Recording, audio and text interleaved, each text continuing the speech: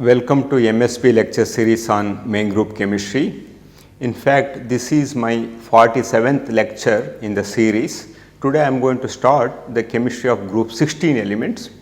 The group 16 elements are the last group among S and P block elements to contain a true metal in polonium. You can see here in group 16 elements are also called as chalcogens.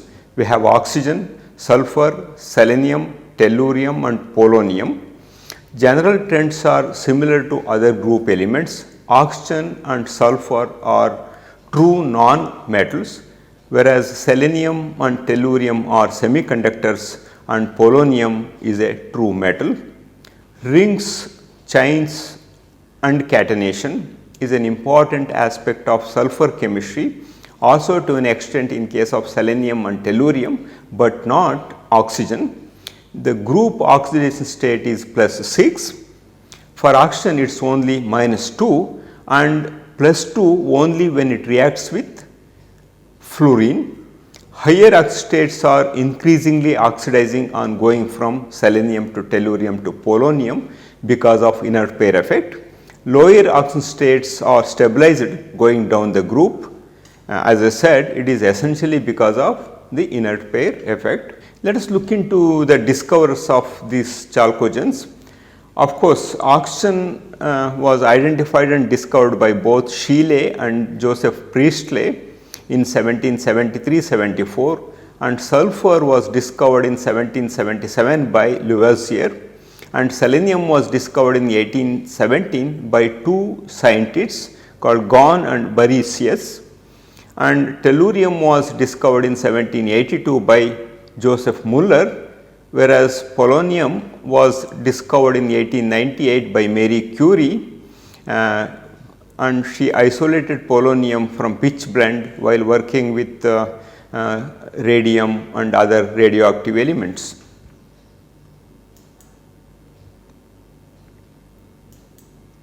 Okay. And dioxygen makes up 21% of the Earth's atmosphere. 47% of the Earth's crust is composed of oxygen containing compounds, example water, limestone, silica, silicates, bauxites, hematite and several other minerals. It also occurs in sulfur containing minerals which include iron pyrites, fool's gold, that is iron sulfide, galena, lead sulfide, spiralite or zinc blende, zinc sulfide or ZNS. Selenium and tellurium are relatively rare. Selenium occurs in only a few minerals, while tellurium is usually combined with other metals. For example, in sylvinite, the composition of that one is AgAuTe4. So, this plot shows the relative abundance of group 16 elements excluding polonium in the Earth's crust. So, let us look into the extraction of group 16 elements. Traditionally, sulfur has been produced using the Frask process. I will tell you in a couple of minutes what is Frask process. Commercial sources of selenium and tellurium are flue ducts deposited during the refining of copper sulfide ores, and it collects from anode residues from the electrolytic refining of copper. So, what is Frask process? So, superheated water is passed down a borehole which melts the sulfur and allows it to be pumped to the surface by compressed air. Canada and the US are the largest producers of sulfur in the world because they have large number of sulfur springs. Recovery of sulfur from crude oil while refining and during natural gas production is now of greatest importance. In natural gas, the source of sulfur is H2S, which occurs in concentrations of up to 30%. Sulfur is recovered by the reaction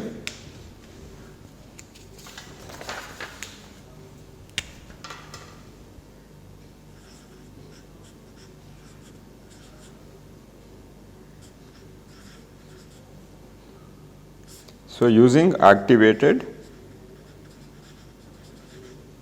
carbon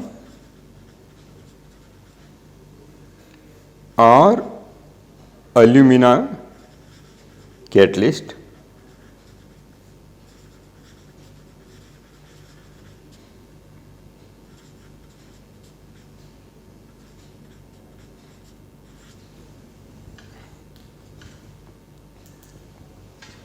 So, let us look into the physical properties and bonding considerations in case of chalcogens. The trend in electronegativity values has important consequences, as can be seen in the ability of OH bonds to form numerous strong hydrogen bonds. In fact,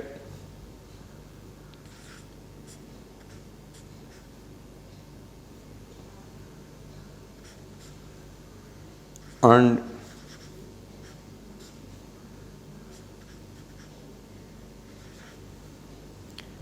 where X equals electronegative elements such as oxygen, nitrogen and fluorine. So, interactions are relatively strong hydrogen bonds. Those involving sulfur are weak and typically involve a strong hydrogen bond donor with sulfur acting as a weak acceptor. For example,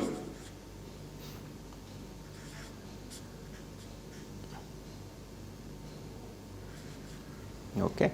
In case of SH hydrogen bonds, that is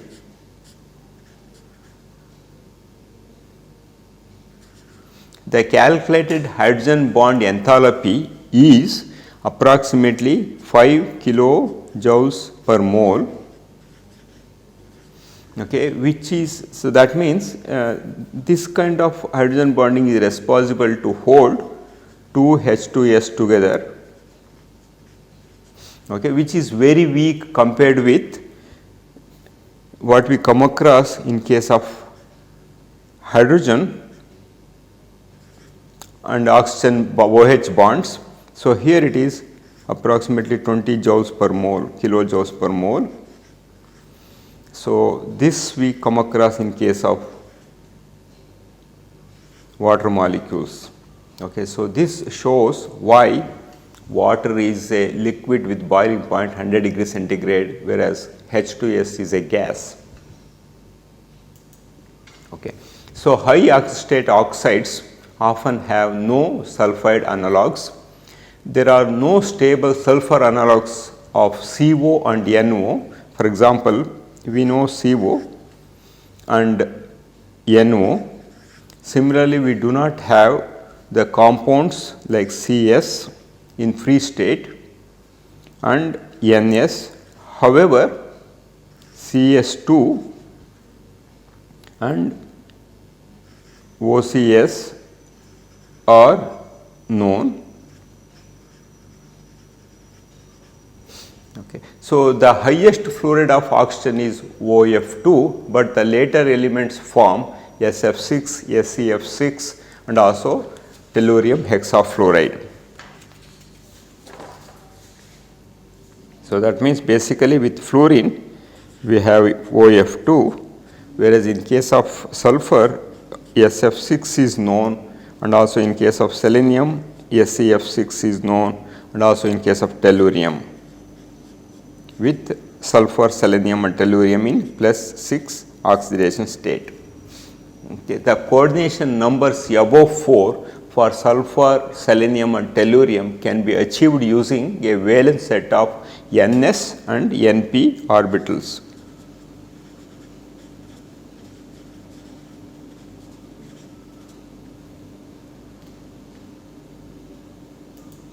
Okay.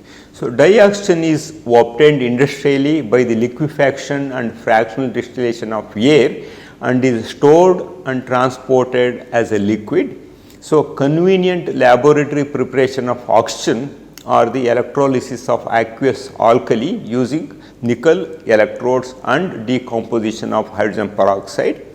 A mixture of potassium chlorate and MnO2 used to be sold as oxygen mixture, and the thermal decomposition of many other oxo salts such as KNO3, KMnO4 and K2S2O8 produce oxygen.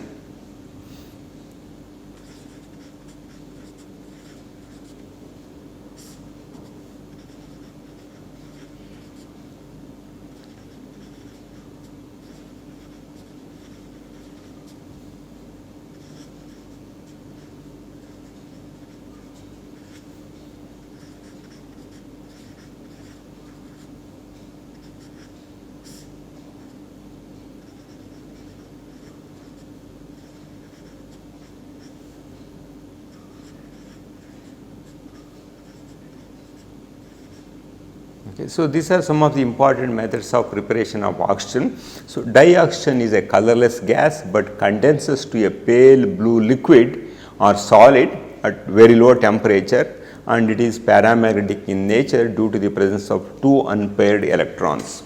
So in all phases, oxygen is paramagnetic with a triplet ground state. The two unpaired electrons have the same spin with the valence electron configuration. One can write like this. I am sure you are all familiar of writing this one.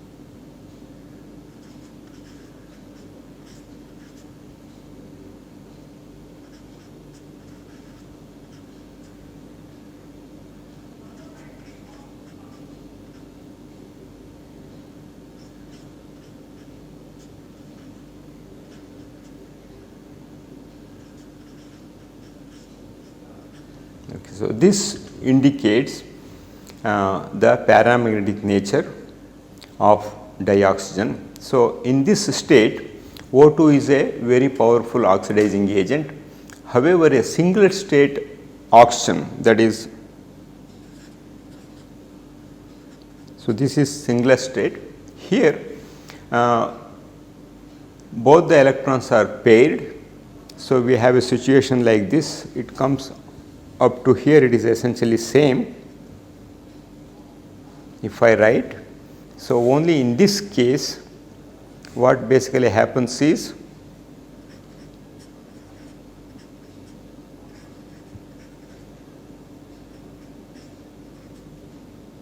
and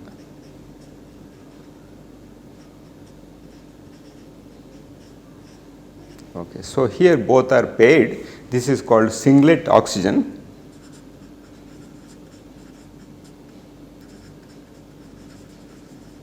Whereas this one is triplet oxygen. The singlet oxygen with a valence electron configuration of this one lies only about 35 kilojoules per mole above the ground state.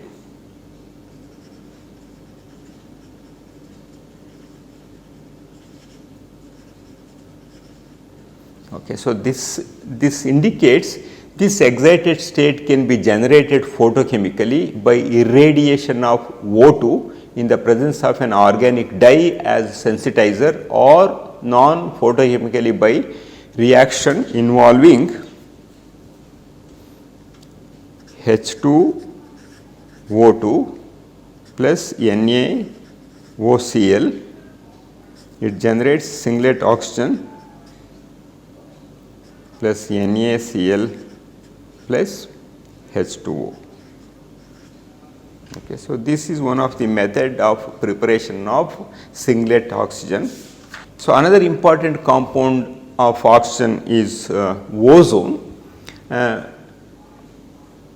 Ozone is usually prepared in up to 10% concentration by the action of a silent electrical discharge between two concentric metallized tubes in an apparatus called ozonizer.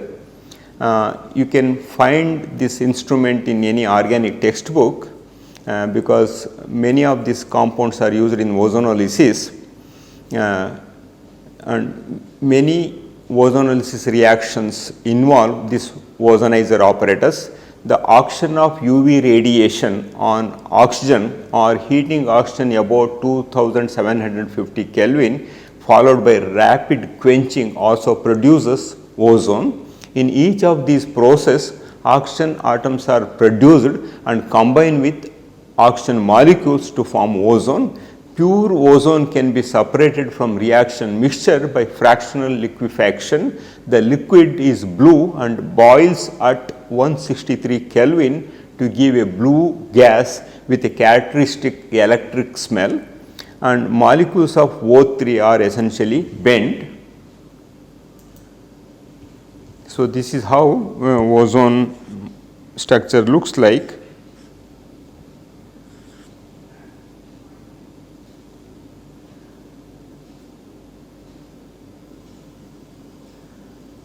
Okay. So, of course, one can also write another resonance structure also for this one.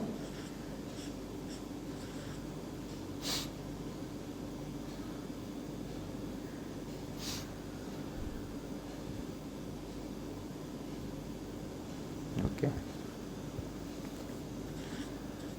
It has C2V symmetry.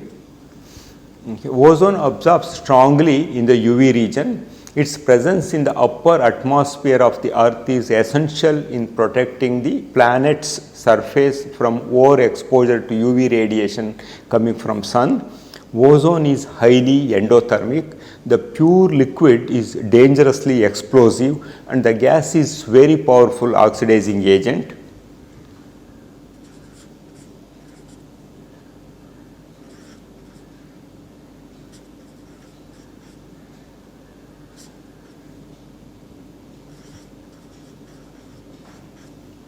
So, here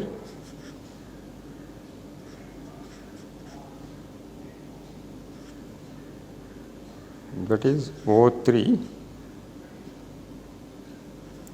gas at 298 Kelvin is plus 142 kilojoules per mole, okay, and O3 plus 2H plus in aqueous medium takes 2 electrons in a reversible fashion to form O2 plus H2O. So, here E naught for this reaction is plus 2.07 volts.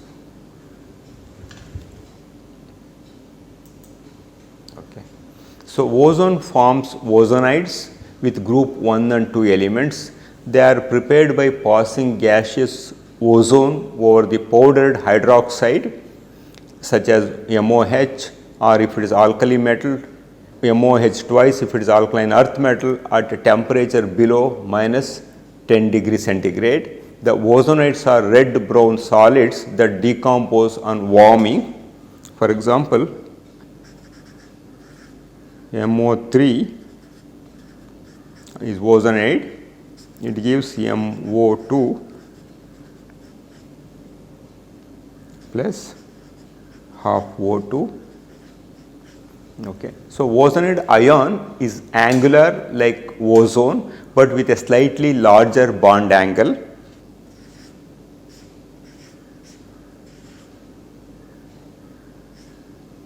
This, if you just compare, if I write A and this D, I can write here for ozone D, the OO distance is 128 picometer and the angle A is 117, whereas in case of ozonide,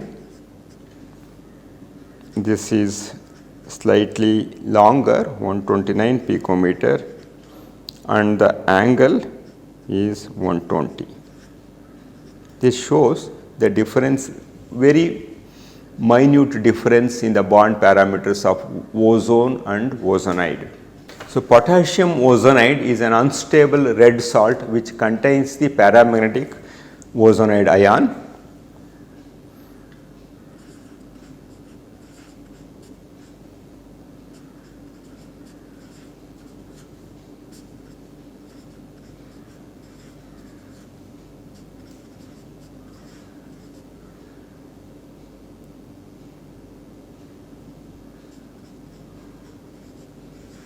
Okay. And phosphite ozonides having this composition RO3, PO3 have been known since 1960s and are made in situ as precursors to singlet oxygen. The ozonides are stable only at very low temperatures. It is only with the use of modern low temperature crystallographic facilities the structural data is available for some of these gaseous species. Okay, you can see here how this RO3 PO3 is made. I will show you.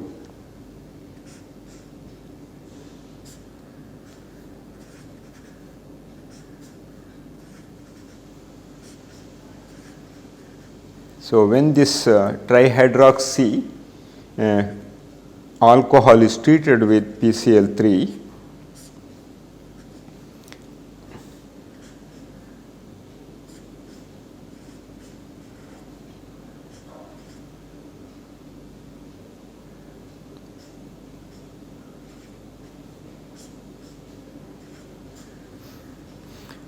so on treatment of this phosphite with ozone in dichloromethane leads to the formation of phosphorus ozonide.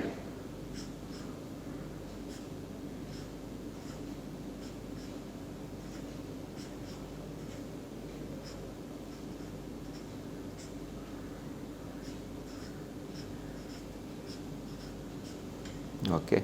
So, in the PO3 ring, PO distance is 167 picometer and OO bond distance is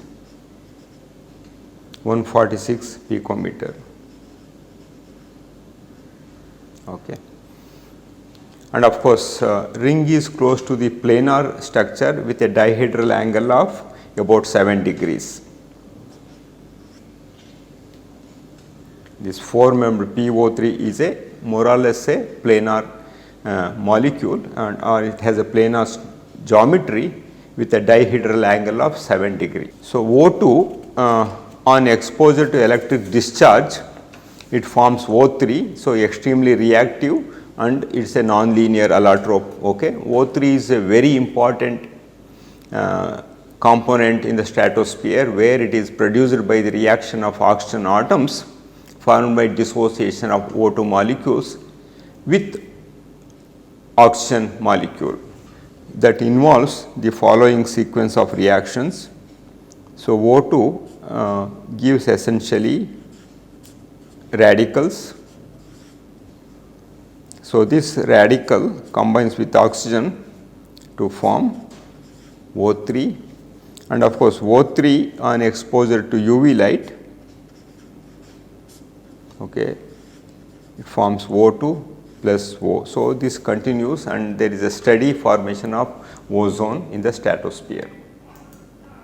So, ozone itself is photolyzed by UV radiation at wavelengths which O2 cannot absorb, thus giving protection from the harmful effects of short wavelength ultraviolet radiations that is emitted from sun. So, let us look into the sulfur. Sulfur occurs naturally in several forms as the element in sulfate minerals such as gypsum. Gypsum is CaSO4 2H2O and in sulfide minerals such as pyrite, FeS2, CuS, galena, PbS. Elemental sulfur occurs in underground deposits and is extracted by Frask process. I did mention about Frask process a few minutes back. It also obtained in relatively large amounts from the crude oil processing. Sulfur exists in numerous allotropes exhibiting different chain and ring structures. Allotropes of known structures include S6, S7, S8, S9, S10, S11, S12, S18 and S20. So, these are all some of the important cyclic systems having different sulfur atoms in the ring, forms more allotropes and polymorphs than any other element next to carbon among p block elements or in the entire periodic table for that matter. And S8 and S6 are important cyclic compounds.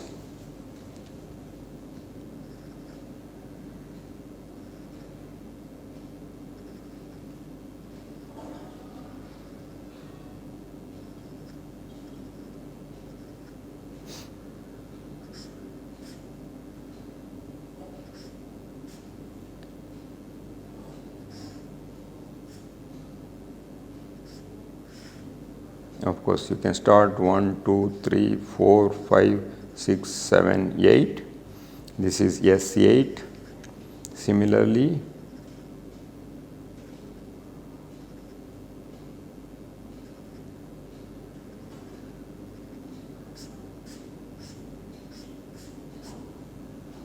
this is S6. The most common form is rhombic sulfur S8, the alpha form and the standard state of the element, and it occurs naturally as large yellow crystals in volcanic areas. At 367.2 Kelvin, the alpha form transfers reversibly into monoclinic sulfur or beta form. That is, alpha sulfur changes to beta sulfur, okay, at 367.2 Kelvin, okay, reversibly.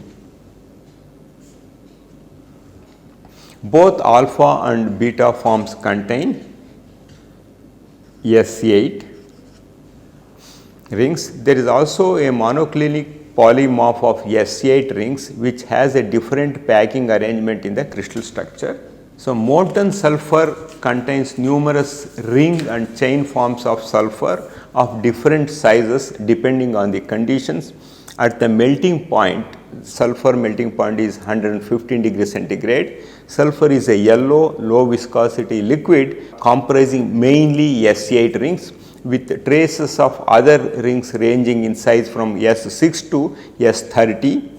Further heating initially decreases the viscosity of the molten sulfur, but then it increases above 150 degrees centigrade, reaching a maximum at 170 degrees centigrade due to the formation of high molecular mass rings and chains. At the boiling point of sulfur is 444 degrees centigrade. At boiling point, sulfur vapors consists mainly of S7.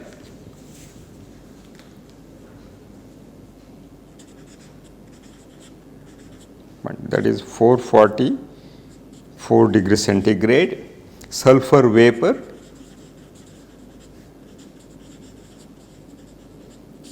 consists of S7 about 40%, S6 30% and S8 20% and smaller amounts of S4, S5 and S2. Okay. So, rhombohedral sulfur, this gamma form comprises S6 rings and is obtained by ring closure reaction. For example,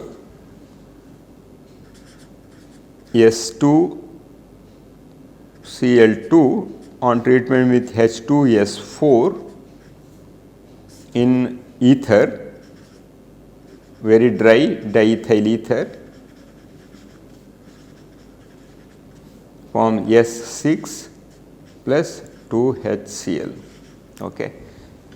So, sulfur is a very reactive element. So, it can combine with F2 to form SF6, Cl2 to form S2Cl2, Br2 to form S2 Br2.